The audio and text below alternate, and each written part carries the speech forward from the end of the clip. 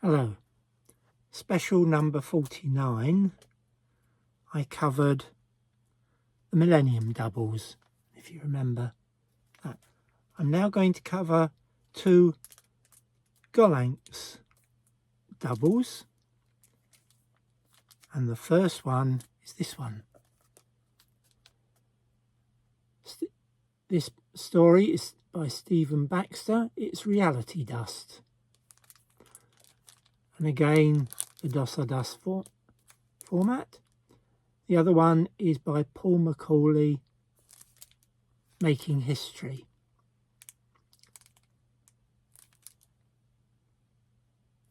This book has been signed by both.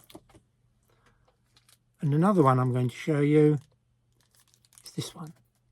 Ian MacDonald, Tendaleo's story. And again, turning over. Peter F. Hamilton, Watching Trees Grow. Again, this one is signed by both. If you will notice on both of these, they have this distinctive box on one of the covers. Apologies for the bag. And that is the same as they had on the Millennium Doubles. And to show it's a continuation of the series, I also have the hardback Futures, which has the 4 stories by those authors. You can see they use some funny paper quality, so the first few pages are white and the others have gone brown. I don't know why that is.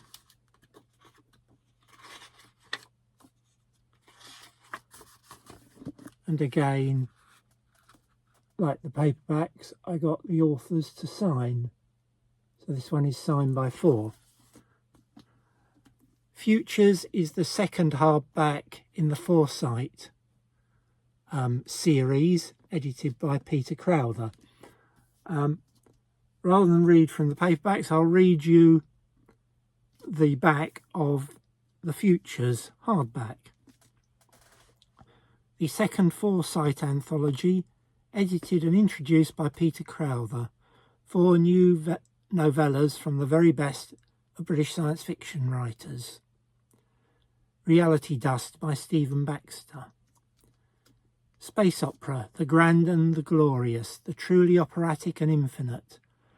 Worthy successor to Tales of Greek Gods and the Norse sagas, is alive and well and in very good hands. In short, Stephen Baxter is hard at work keeping and advancing the necessary forms and traditions, expanding the discourse in a way that both gladdens the heart and sends chills up the spines of his fellow writers. That is by Greg Bear, I quote.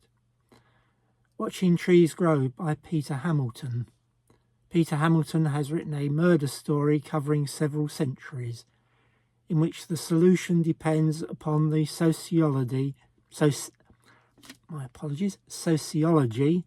immortal families evolved during the Roman Empire, and upon forensic techniques that change massively during the course of the story.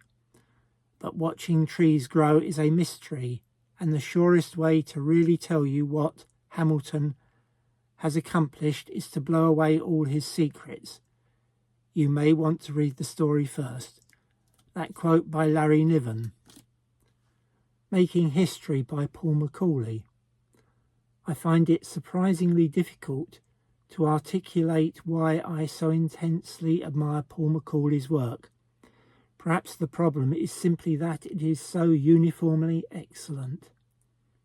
Once I say that I admire his fine, clean prose, the clarity of his plotting, the originality of his ideas, his understanding of science, and the quality of his characterization, what else is there to say?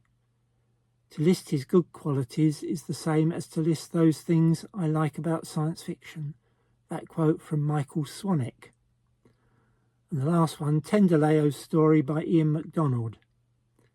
Ian MacDonald's Chaga stories remind me of J.G. Ballard's Vermilion Sands stories, in the way they return repeatedly to a single vividly imagined background, but approach it from a different point of view in each visit. What MacDonald seems to be doing is reinventing for the new century a whole host of exciting science fictional concepts, transforming them through the power of his prose and the intensity of his vision.